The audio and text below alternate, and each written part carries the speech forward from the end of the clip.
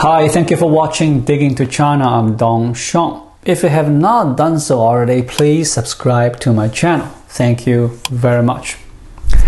Since China began opening up in the 1980s, corruption has been a major problem among those enjoying access to state funds and resources with few safeguards in place.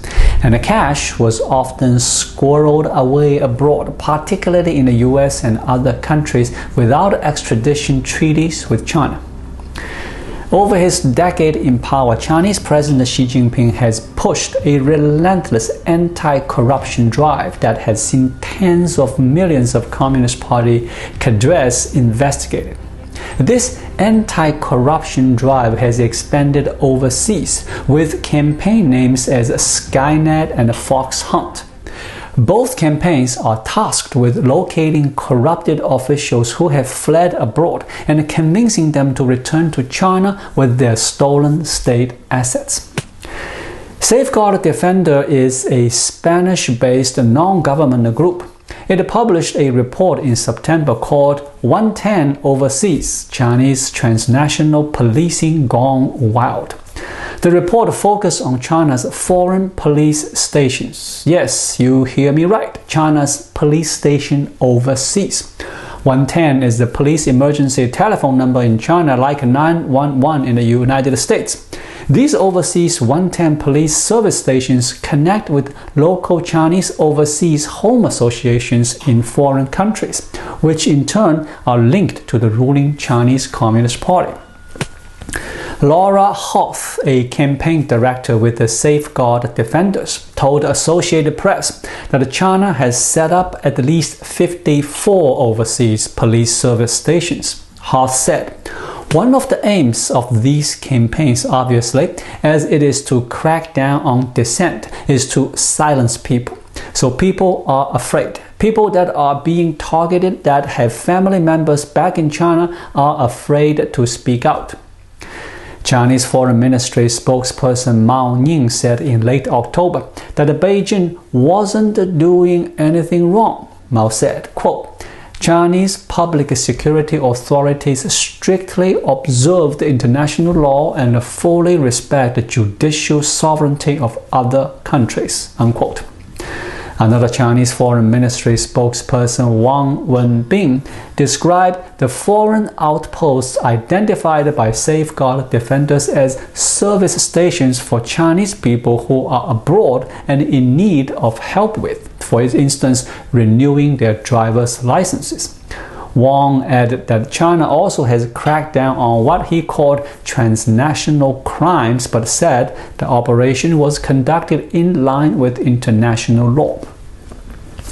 Many of the facilities appear to have links to the Fuzhou and the Qingtian areas where many overseas Chinese originate.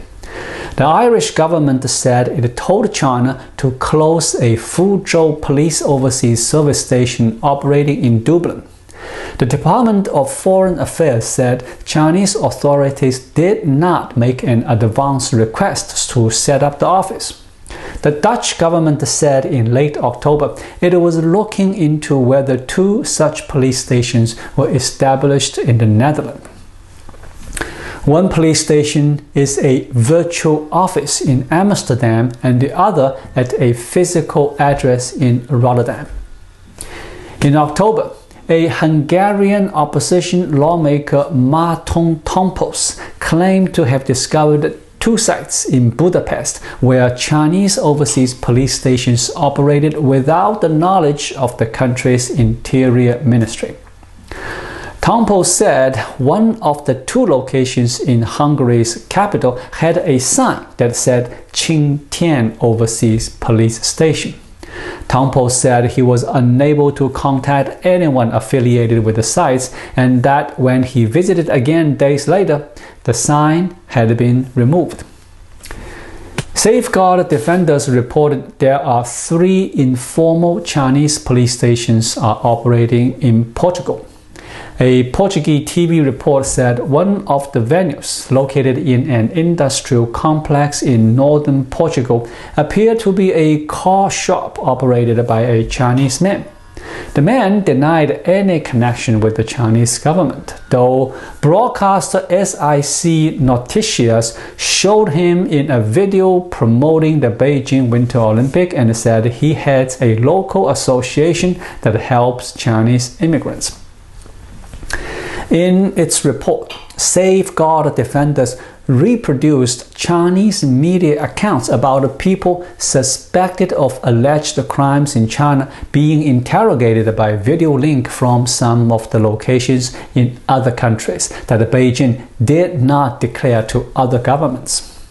In one instance, according to the group, a Chinese man accused of environmental crimes, polluting, was persuaded in 2020 to return from Madrid to Qingtian in Zhejiang province, where he turned himself in to authorities. The association press staff visited some of the locations identified by Safeguard Defenders in Rome, Madrid, and Barcelona. These addresses are a massage parlor in Rome, the Spanish headquarters of an association of citizens from Qingtian in Madrid, and a firm providing legal translation services in Barcelona. There was no indication of police stations or other activity directly related to the Chinese government. A worker at the Barcelona translation company confirmed to the AP that a Fuzhou Police Overseas Service station operated on the premises for a few weeks this year in a test drive capacity. The anonymous employee said the police service center offered document renewal services to Fuzhou citizens living in the Barcelona region who could not return to China due to pandemic travel restrictions and the high cost of flights. According to Safeguard Defenders, China claims 230,000 suspects of fraud were persuaded to return to China from April 2021 to July 2022. How to persuade alleged criminals to return? This can include tracking down the target's family in China in order to pressure them through means of intimidation, harassment, detention, or imprisonment into persuading their family member to return voluntarily. It also involves approaching the target online or through undercover agents abroad to threaten and harass the suspect into returning voluntarily.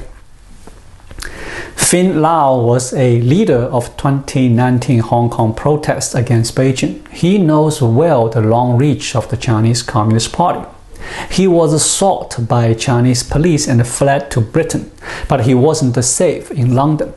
In 2020, on the street close to his South London home, he was attacked by 3 masked men who he is convinced were working for the Chinese government.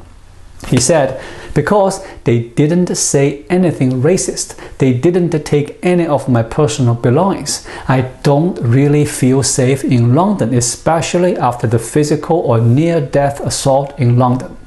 Law said that Britain and other governments must take the threat more seriously. He said, I would say there is a growing awareness coming from maybe MI5 or other agencies. However, in terms of local authorities level, say the Metropolitan London Police, their awareness of the CCP threat is quite low. The report said, quote, these operations eschew official bilateral police and judicial cooperation and violate international rule of law and may violate the territorial integrity of third countries involved in setting up a parallel policing mechanism using illegal methods, unquote. Chinese Interpol must not exist, not in the free world. Thank you for watching. Please leave a comment and subscribe to my channel. Just click the subscribe button right here. I'll see you again shortly. Until then, be well.